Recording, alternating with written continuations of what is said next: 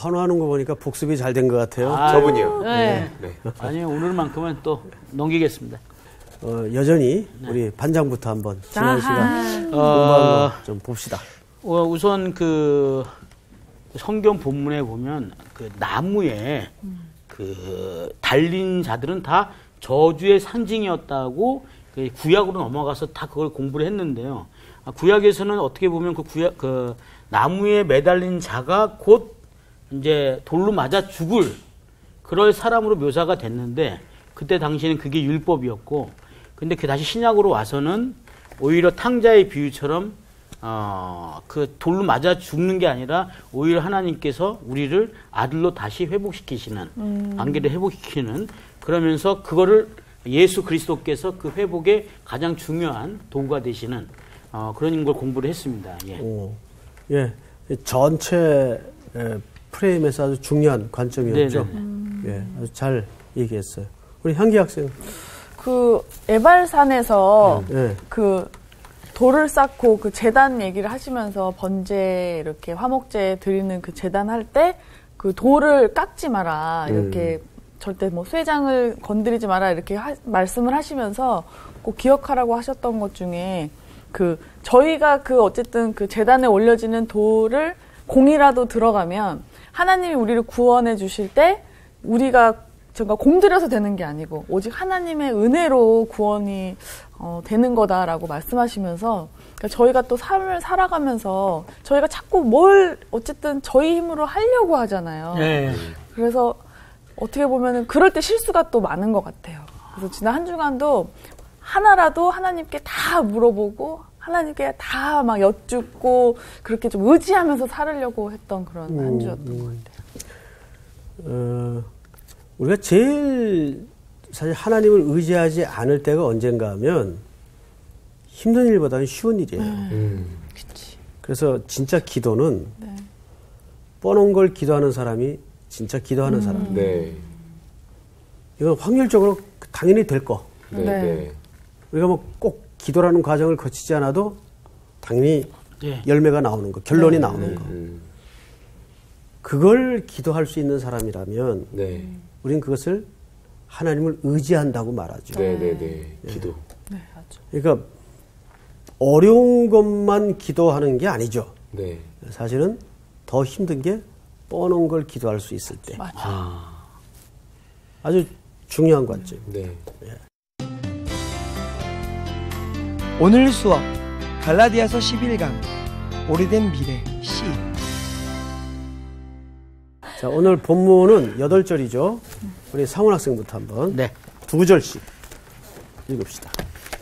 형제들아 내가 사람의 예대로 말하노니 사람의 언약으로도 정한 후에는 아무도 패하거나 더하거나 하지 못하느니라. 이 약속들은 아브라함과 그 자손에게 말씀하신 것인데 여럿을 가리켜 그 자손들이라 하지 아니하시고 오직 한 사람을 가리켜 내 자손이라 하셨으니 곧 그리스도라. 내가 이것을 말하노니 하나님께서 미리 정하신 언약을 430년 후에 생긴 율법이 폐기하지 못하고 그 약속을 헛되게 하지 못하리라. 만일 그 유업이 율법에서 난 것이면 약속에서 난 것이 아니리라. 그러나 하나님의 약속으로 말미암아 아브라함에게 주신 것이라. 그런즉 율법은 무엇이냐? 범법함으로 더하여진 것이라. 천사들을 통하여 한 중보자의 손으로 베푸신 것인데 약속하신 자손이 오시기까지 있을 것이라. 그 중보자는 한 편만을 위한 자가 아니나 하나님은 한 분이시니라. 그러면 율법이 하나님의 약속들과 반대되는 것이냐? 결코 그럴 수 없느니라. 만일 능히 살게 하는 율법을 주셨더라면 의가 반드시 율법으로 말미암았으리라. 그러나 성경이 모든 것을 죄 아래에 가두었으니 이는 예수 그리스도를 믿음으로 말미암는 약속을 믿는 자들에게 주려 함이라. 네. 이게 전부 이제 우리가 좀 어려운 내용들로 되어 있기 때문에 이렇게 어려운 내용은 스토리화 시켜서 이해하는 게 제일 빠르죠. 좀 이야기로 만들어서. 근데 다행스럽게 구약의 이 내용을 설명할 수 있는 이야기가 있죠. 오늘 이 성경 기자가 아브라함의 예를 하나 듭니다. 여러분 그 혹시 오래된 미래라는 문장을 들어보셨습니까? 오래된 미래요? 오래된 미래. 되게 뭔가 철학적이다. 오래된 미래. 오래된 미래. 미래인데 오래전에 이미 얘기돼요. 과거형인데 현재 진행형이면서 미래형. 뭔가 예언적이다. 이건 실제 어떤 책 이름이에요. 근데 이 헬레나 노르베리 호지라는 사람이 쓴 책인데 이 책의 내용은 오늘 공부 내용과는 상관이 없는데 제가 오르네리 휴지? 이 제목이 너무 마음에 들어서 그냥 한번 소개를 한 겁니다.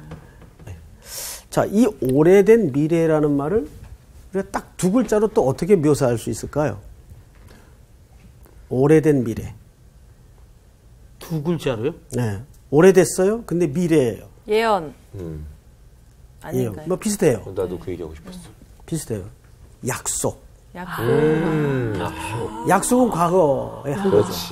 근데 아직 그 약속이 성취되지 않았다면 아직은 뭐예요? 미래죠. 네. 예. 그래서 오래된 미래를 또 다른 말로는 약속. 언약도 틀린 말 아니에요. 약속이라고도 할 수 있죠. 약속. 자, 이제 오늘 이 하나님의 약속에 대해서 우리가 좀 공부를 하겠는데, 우리 지난 시간에는 그 성경을 읽을 때 세 가지 포인트가 필요하다고 그랬어요. 첫째 뭐예요? 읽는 사람, 독자의 독자. 시각, 그리고 저자의 의도. 문자. 그 본문, 네. 그다음에 저자의 의도. 예, 저자는 누구라고요? 하나님이라고 그랬어요. 그래서 우리가 어떤 성경을 읽든지 간에 저자의 의도, 저자의 관점이 중요하단 말이죠. 그러니까 항상 인생이나 성경을 이해할 때 우리에게 훈련되어가는 이 성서학당이라는 과정을 통해서 우리에게 만들어 가야 될 것이 뭐냐면 하나님의 시각이에요. 네. 우리는 그걸 보통 프레임이라고 하죠. 프레임. 어떤 프레임으로 인생을 보느냐가 굉장히 달라집니다. 그렇죠? 네. 혹시 그 서울대 그 최인철 박사라고 계세요. 심리학과 교수인데 들어보셨나요? 아니요. 이분의 그 서울대 몰라. 그 책에 보면 그런 얘기를 합니다. 이제 프레임에 관해서 설명을 하는데 저는 이제 그 책을 본 건 아니고 이제 책은 사서 볼 건데 강의를 들었던 적이 있어요. 강의를 이제 어느 지구 그러니까 그 거리에서 이제 미화원 청소하시는 분이 청소를 하고 있어요. 뭐 하시죠? 나는 지구의 한 모퉁이를 쓸고 있습니다. 와, 멋있다. 뭐 유명한 얘기죠. 자, 근데 문제는 처음 들어요? 네, 처음 들었는데. 그러니까 그 사람은 적어도 그 일이 직업은 아니죠. 소명이었다는 얘기예요. 밥벌이가 아니었다는 얘기예요. 그러면 그 청소하는 분이 어떻게 그런 대답을 꺼낼 수 있었을까? 그 사람의 프레임이에요. 프레임. 저기 여러분 그 비행기에서 본 지구와 우주선에서 본 지구는 달라요. 우리가 어디 이제 해외 여행을 가기 위해서 비행기만 타서 땅아리를 봐도 참 새로운 마음이 들죠. 야, 인간 사는 게 참 이것밖에 안 되는데 저 밑에서 뭐 자동차가 뭐 점처럼 맞아요. 보이죠. 사람 아예 보이지도 않고. 개미. 그런데 비행기 정도가 아니라 우주선을 타고 대기권을 벗어나면 지구가 그냥 이렇게 보여요. 자, 우리 여기 오늘 학생들과 한번 얘기를 해보면 지구를 저런 각도와 위치에서 본 사람 있나요? 우주에서요? 실제로? 그러니까 실제 우주에서 봐야 저렇게 보이겠죠? 네. 그냥 화면 영상으로만 봤지 실제로는 영상 말고. 실제로? 실제로요? 그 실제로. 없어요. 없죠? 네. 없죠. 근데 저런 각도에서 본 사람들이 있을까요, 없을까요? 있습니다. 있죠. 네. 우주 비행사들이죠. 우주선. 네. 그래서 그분들이 또 따로 모임이 있답니다. 오. 대기권을 벗어나서 지구를 저렇게 본 사람들이. 인지세계 경험한 자들의 모임이 있답니다. 그분들이 책을 하나 썼어요. The Overview Effect라는 책. 이제 이분 강의에서 나오는 내용인데 그 구절에 이런 얘기가 있답니다. 저렇게 지구를 본 사람은 더 이상 옛날 방식의 삶을 살 수가 없더라. 큰 그림에서 지구를 본 사람은, 높은 시각에서 지구를 본 사람은 옛날 방식의 삶을 더 이상은 살 수가 없더라. 자, 지구를 이렇게 봤을 때 광호 학생, 네. 여기 흑인 백인이 보여요, 안 보여요? 안 보이죠. 국경선 보여요, 안 보여요? 안 보이죠. 본질이 드러나더라는 거예요. 본질이. 의미가 들어오더라는 거예요.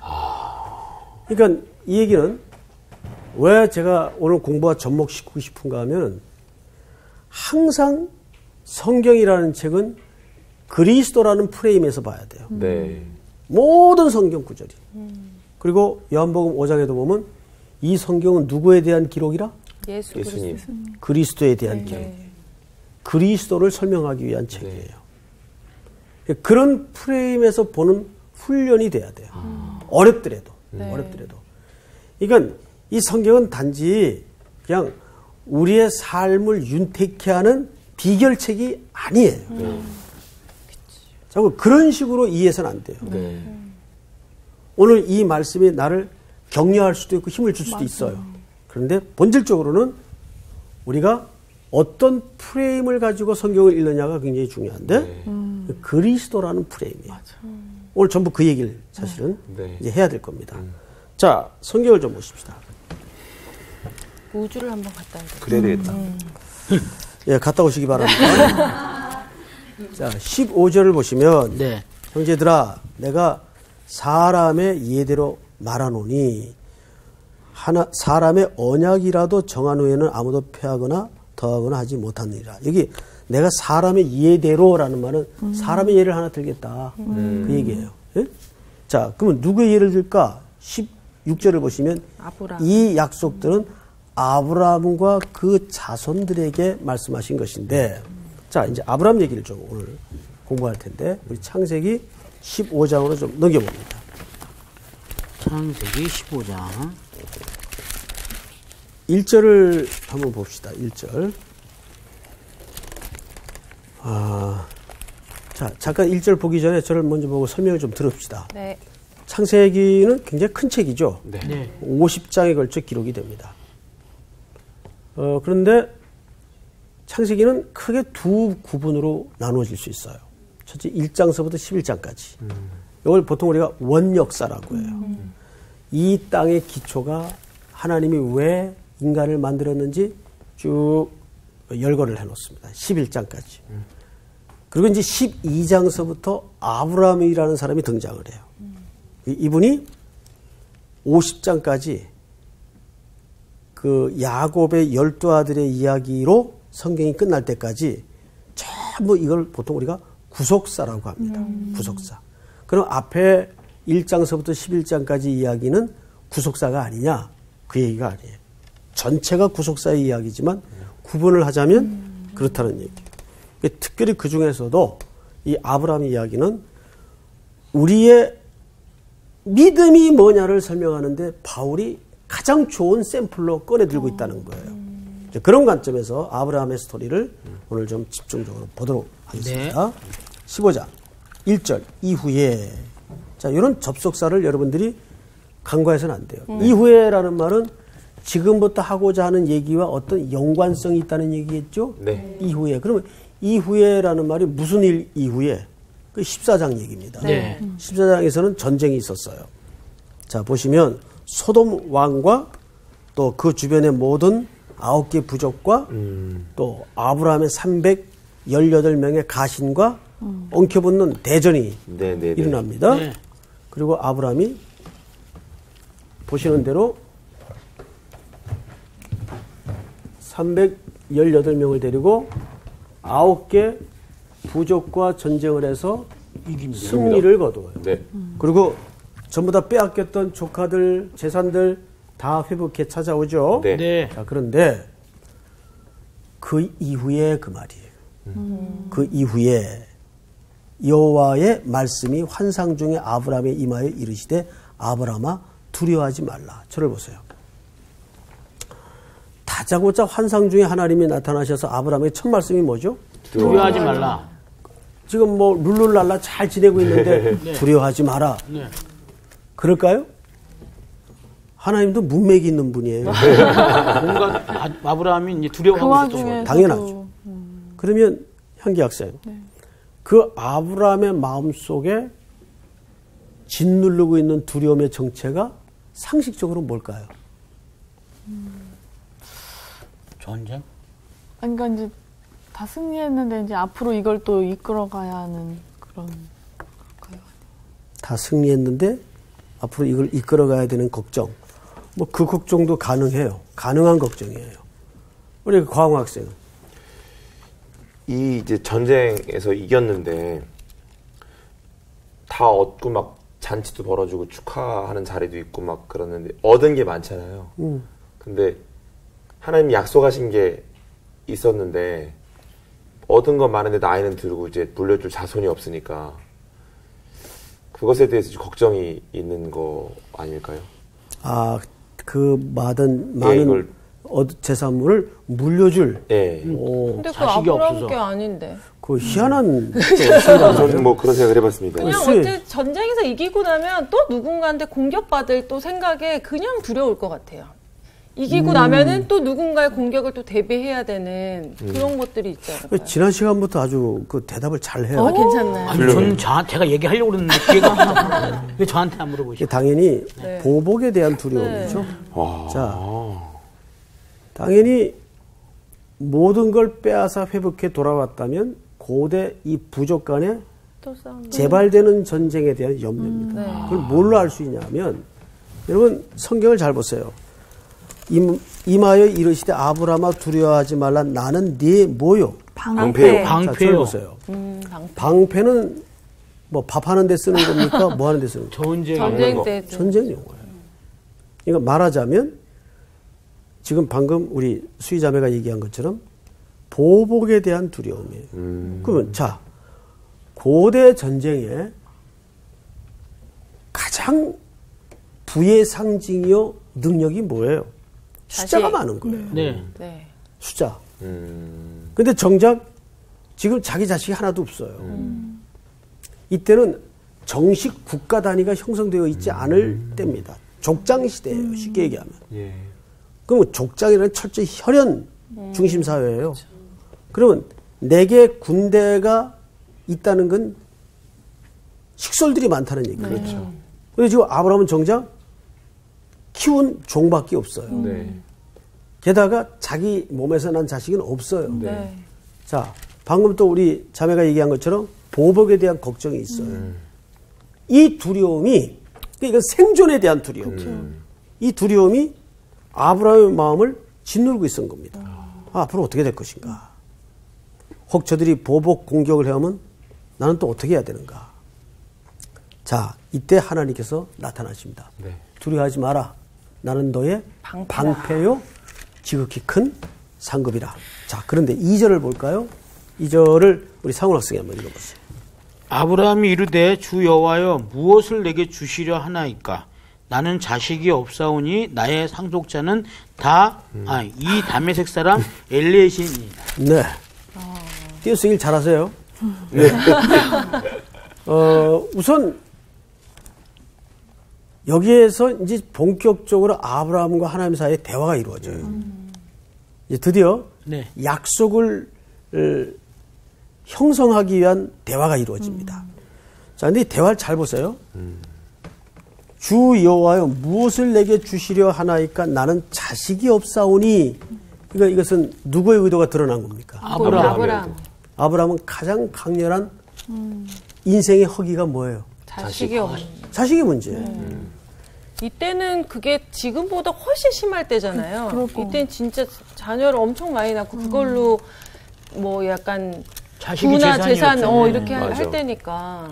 실제가 그랬어요. 그렇죠. 네, 지금도 뭐 중요하죠. 중요하지만 그 당시에는 그 차지하는 인생의 영역이 지금보다 더 했겠죠. 더 했겠죠. 그러니까 이 분위기가 약간 상상이 되는 게 큰 상급이라 했는데 가장 먼저 급하게 딱 자식 얘기가 급하게 먼저 딱 나온 거 보니까 진짜 그렇죠. 막 네. 자, 그런데 잘 보세요.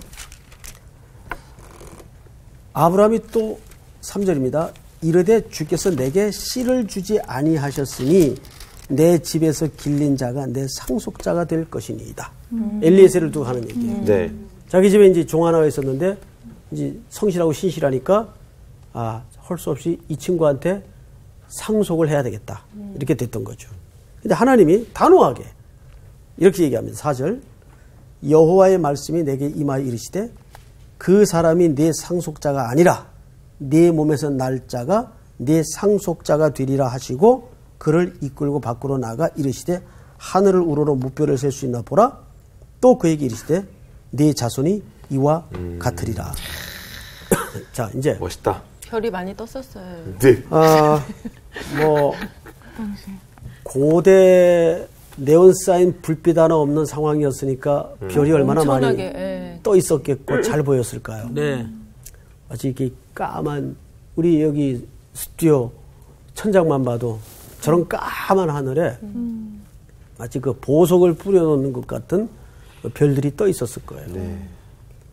그걸 이제 하나님께서 아브라함에게 한번 해보라고 합니다. 어떻게 해요, 그거를? 네. 그죠? 근데 하나님이 저 별과 같이 네 자손이 이루어질 것이다. 네. 그런데 기가 막힌 얘기 하나 나옵니다. 5절.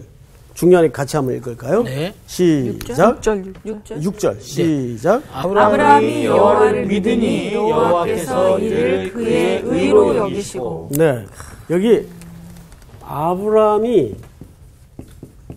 믿으니 이 믿으니라는 말이 처음 나오는 얘기입니다. 믿으니. 지금까지 아브라함과 하나님 사이에 교제나 관계가 처음 있었다는 얘기가 아니에요. 지금까지 하나님이 아브라함의 인생을 드라이브해 오셨어요. 네. 아브라함도 그 하나님의 손길에 대해서 조금씩 눈이 열어지고 있던 때예요. 네. 예를 들면 우리도 이제 신앙 처음 가질 때는 하나님에 대해서 다 알고 신앙을 하는 건 아니에요. 이게 뭐지? 느낌과 또 어떤 그 센스라 그러죠. 센스와 감각이라 그러죠. 그걸 보통 감각과 이런 걸 통해서 우리가 알아요. 근데 이게 아직 뭔지를 모르겠어요. 그러다가 어떤 결정적인 순간 우리는 이런 고백을 해요. 내가 이제 믿습니다. 우리는 이거 보통 신앙 고백이라고 하죠. 네. 내가 믿습니다. 근데 이 믿음이 하나님에게 어떻게 여겼다고요? 의로 여겨졌다고요. 의로. 우리는 이 이야기를 자 로마서 4장으로 한번 넘어갑니다. 로마서 4장 9절. 9절을 우리 광호 선생님 찾았나요? 네. 네. 9절 읽어보세요. 그런즉 이 복이 할례자냐 살례자에게냐 혹은 무할례자에게 도냐 무릇 우리가 말하기를 아브라함에게는 그 믿음이 의로 여겨졌다 하노라. 그런즉 그것이 어떻게 여겨졌느냐 할례시냐 무할례시냐 할례시가 아니요 무할례시니라. 네. 자, 이게 무슨 얘기냐. 그 다음에 요건 이제 설명을 나중에 두기로 하고 22절을 마저 읽어보세요. 4장 22절. 그러므로 그것이 그에게 의로 여겨졌느니라. 계속해서 그에게 의로 여겨졌다 기록된 것은 아브라함만 위한 것이 아니요 의로 여기심을 받을 우리도 위함이니 곧 예수 우리 주를 죽은 자 가운데 살리신 이를 믿는 자니라. 네. 자, 여기 좀 손가락을 그대로 두시고 저를 보세요. 네. 아브라함이 믿으니 의로 여겨졌다는 이 시기가 할례 받기 전입니까 후입니까? 전이죠. 할례 받기 전이죠. 네. 할례는 다음에 나와요. 요 다음에. 그러면 의로 여겨졌다는 것이 할례의 결과가 아니죠. 네. 지금 갈라디아서 교회 가장 문제가 뭐죠? 할례. 할례. 할례를 해야 구원이 완성된다는 거짓 교사들의 가르침 때문에 갈라디아 교회가 지금 혼란이 일어난 거예요. 네. 바울이 사실은 의도적으로 이 얘기를 하는 겁니다. 그 아브라함이 믿음으로 의롭다 된 것이 할례를 받기 전이냐 할례 받은 후냐. 할례 받기 전이란 말이에요. 네. 그럼 적어도 할례의 결과로 우리가 구원을 받고 믿음을 가지고 의로 여겨지는 건 아니라는 얘기입니다. 그냥 이신칭이가 딱 그냥 정확하게. 기가 막히네. 자, 우리 조금 더 설명을 들으십시다. 네. 로마서 4장을 보세요. 4장을 보시면 11절에 우리 수희학생 한번 읽어보세요. 그가 할례의 표를 받은 것은 무할례 시에 믿음으로 된 의를 인친 것이니 이는 무할례자로서 믿는 모든 자의 조상이 되어 그들도 의로 여기심을 얻게 하려 하심이라. 또한 할례자의 조상이 되었나니 곧 할례 받을 자에게뿐 아니라 우리 조상 아브라함이 무할례 시에 가졌던 믿음의 자취를 따르는 자들에게도 그러하니라. 계속해서 아브라함이나 그 후손에게 세상의 상속자가 되리라고 하신 언약은 율법으로 말미암은 것이 아니요 오직 믿음의 의로 말미암은 것이니라. 만일 율법에 속한 자들이 상속자이면 믿음은 헛것이 되고 약속은 파기되었느니라. 율법은 진노를 이루게 하나니 율법이 없는 곳에는 범법도 없느니라.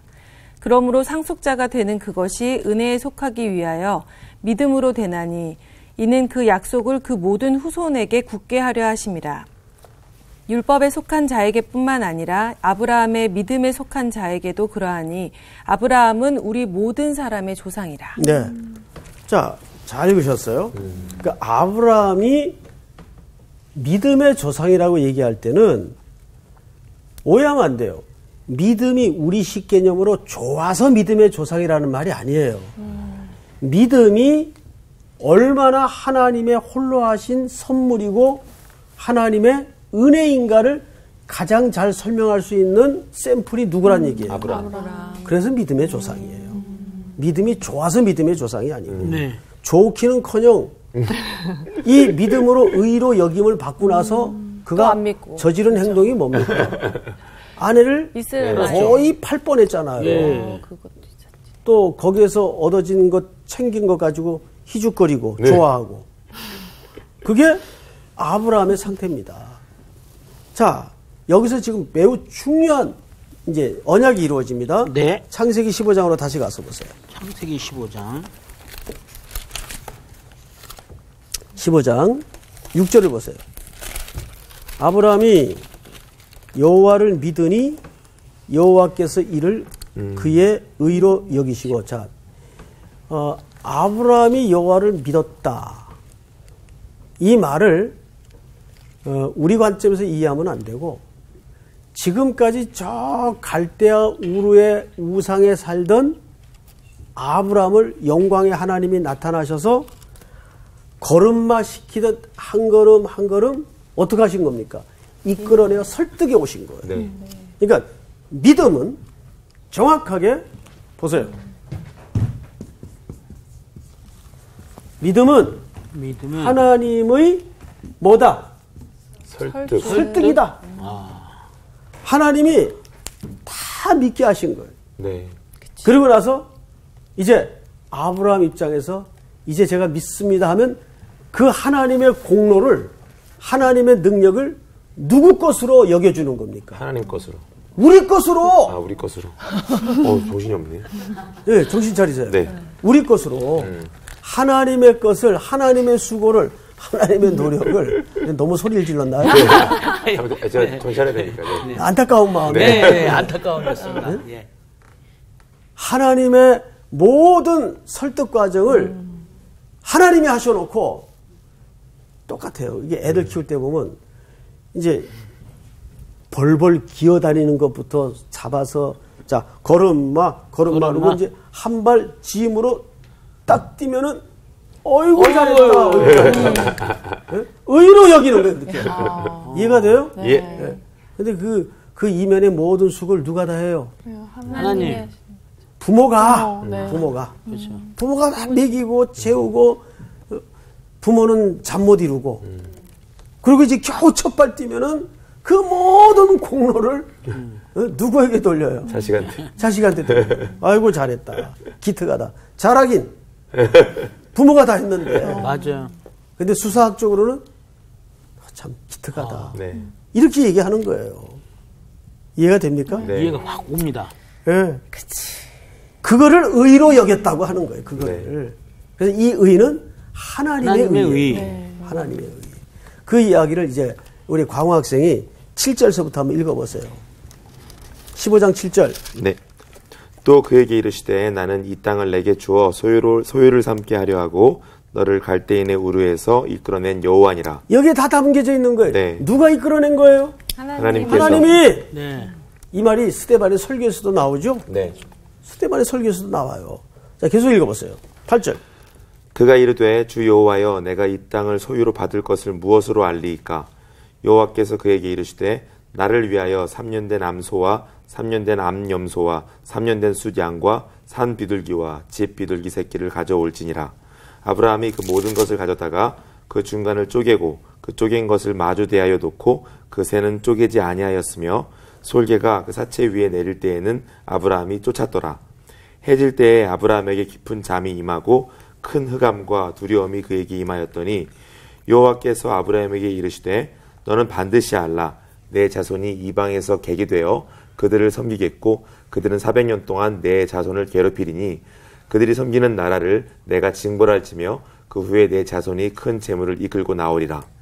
너는 장수하다가 평안히 조상에게 돌아가 장사될 것이요 내 자손은 4대 만에 이 땅으로 돌아오리니 이는 아모리 족속의 죄악이 아직 가득 차지 아니함이니라 하시더니 해가 져서 어두울 때에 연기 나는 화로가 보이며 타는 횃불이 쪼갠 고기 사이로 지나더라. 네. 아주 중요한 얘기를 길게 잘 읽었습니다. 자, 이제 앞으로 봅시다. 네.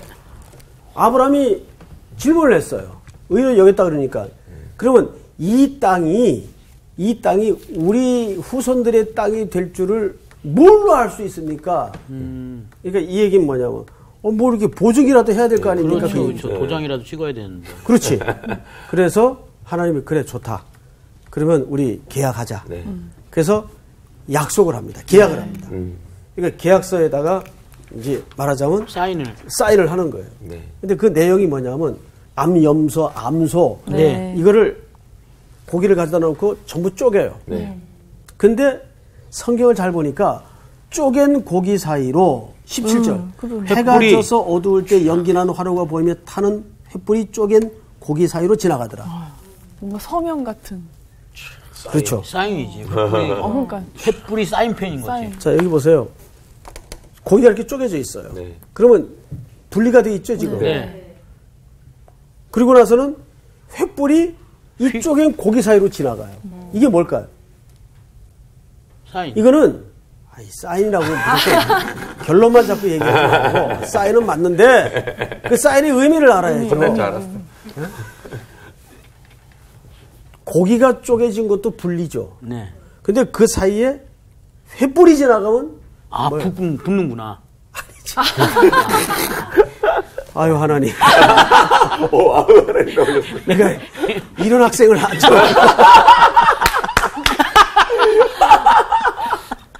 어떻게 붙어요 고기가? 고기가 빨갛게 익으면서. 빨갛게. 나는 왜 붙어 그게? 30년 가까이 성경을 가르쳤지만 이런 회개한 대답은 처음 들어요. 자, 우리 상원 학생 잘. 내가 이거 몇 년 전에도 수업 시간에 상원 학생 재수강 할 때 이거 가르친 내용인데 이걸 또 이제 와서 엉뚱한 얘기를 하면은 정말 매빠집니다. 광우 너무 좋아하는데. 자, 웃지 말고 우리 예. 광우 학생. 자, 고기가 쪼개져 있어요. 네. 그럼 분리가 됐다는 얘기죠. 분리가 됐죠.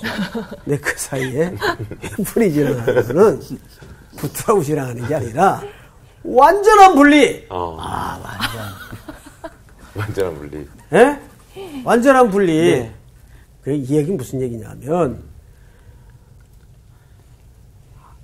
너든지 나든지 이 언약을 깨는 자는 죽는다. 고기가 쪼개지듯 그리고 그 사이 횃불이 지나가듯 완전하게 둘 중에 하나는 죽는다.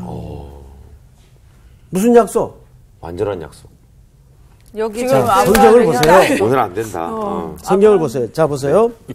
8절. 그가 이르되 주 여호와 내가 이 땅을 소유로 받을 것을 무엇으로 알리까? 이 땅을 소유로 받으려면 아브라함에게 뭐가 있어야 돼요? 후손이 있어야 되죠? 네. 그러니까 이 말 속에는 후손이 생길 줄을 뭘로 알겠습니까? 그 얘기에 사실은. 네.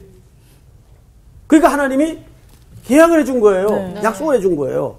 예? 고기를 쪼개놓고 그 사이 횃불을 지나가게 해서 말하자면 서명을 해주는데 서명의 의미나 내용이 그렇다 그 말이에요. 네. 이렇게 이제 약속이 이루어졌어요. 네. 계약이 이루어졌어요. 이 창세기 15장의 계약은 굉장히 신학적으로 중요한 내용입니다. 네. 이루어졌는데 이 약속을 누가 깹니까? 아브라함이 깨요. 어떻게 깨죠? 10년이 지나도 10년이 가까워도 네, 아기가 안 생기니까. 아기가 생기질 않아요. 그러니까 무슨 행동을 합니까? 하가. 아내의 예. 그 권유를 받아서 네네. 종 하가를 드립니다. 네. 그리고 거기에서 잘 아시는 대로 이스마엘. 이스마엘. 보세요. 이스마엘을 생산해냅니다. 이스마엘을. 응? 근데 이스마엘은 정통 아브라함의 자손이 아니죠. 예. 아니죠. 이것 때문에 하나님과 아브라함 사이에 무려 13년간이라는 긴 침묵이 흘러요. 성경상에. 성경상에. 13년간 아무 대화가 이루어지지 않아요. 대화 이루어지지 않는다는 것은 성도에게 재앙이고 형벌입니다. 그렇죠? 네. 예. 잘못될 때는 네. 건드려 주시고 야단을 치는 게 은혜. 네. 그런데 하나님이 끊어버려요. 그리고 13년 만에 나타나셔서 17절 보세요. 17장 보시면 아브라함이 99세 때에 여호와께서 아브라함에게 나타나서 그에게 이르시되 나는 전능한 하나님이라. 보세요.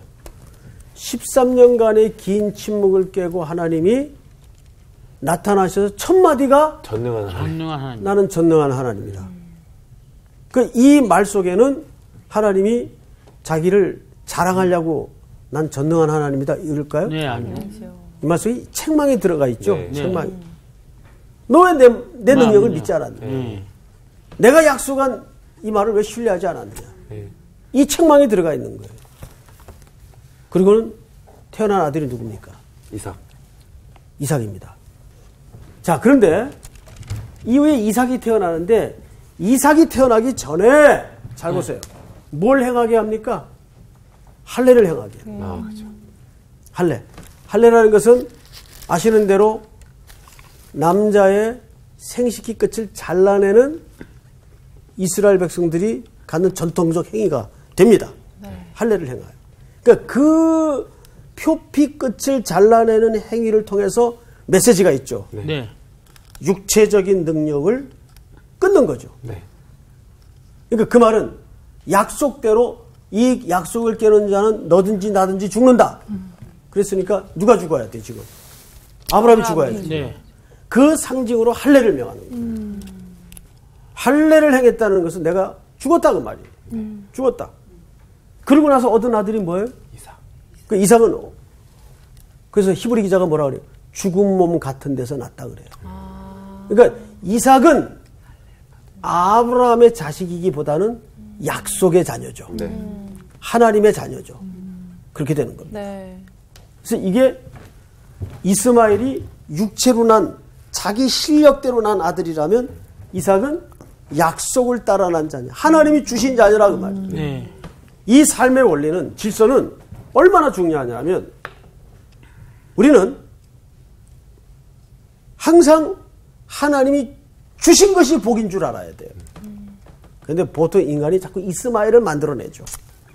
이게 문제예요. 자기 실력과 자기의 분주함과 자기의 노력의 결과로 생산해내는 것들이 선한 것들이 있나요? 없죠. 선한 것들이 없어요. 선한 것들이. 자, 마무리하겠습니다. 오늘 갈라디아서 3장으로 다시 가서 결국 18절을 보시면 이렇게 되어 있습니다. 만일 그 유업이 율법에서 난 것이면 약속에서 난 것이 아니니라. 이 율법은 뭐예요? 인간의 행위의 결과를 율법이라고 합니다. 그래서 항상 여러분들은 약속을 따라 사는 은혜를 받기를 바랍니다. 아멘. 하나님의 약속의 결과를 받는 은혜가 있기를 바랍니다. 아멘. 자, 오늘 공부는 여기서 끝. 수고하셨습니다. 감사합니다.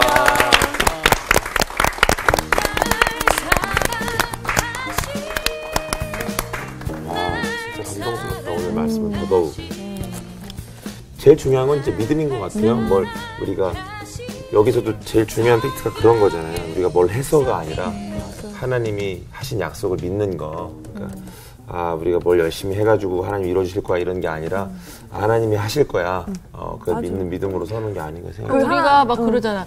야, 그거 믿어야지. 뭐 하나님 말씀 안 믿어져? 야, 이거는 너는 왜 안 믿어져? 막 이러잖아. 근데 오늘 그 믿는 것도, 믿음을 주는 것도 내가 믿는 게 아니라 하나님이 믿게끔 하셨다는 거 봤을 때, 야, 너 왜 그거 못 이렇게, 이거 말씀 이렇게 얘기하는 거 자체가 되게 교만한 거야. 이런 생각이 들어요. 정말 어쨌든 하나 남는 게 빡 남는 게 내가 손댄 거는 망하고 하나님이 손 주신 거는 그럼. 맞아. 축복이고. 아유, 우리 주에게 설득당하면서 합시다. 네. 아유, 좋아요. 파이팅!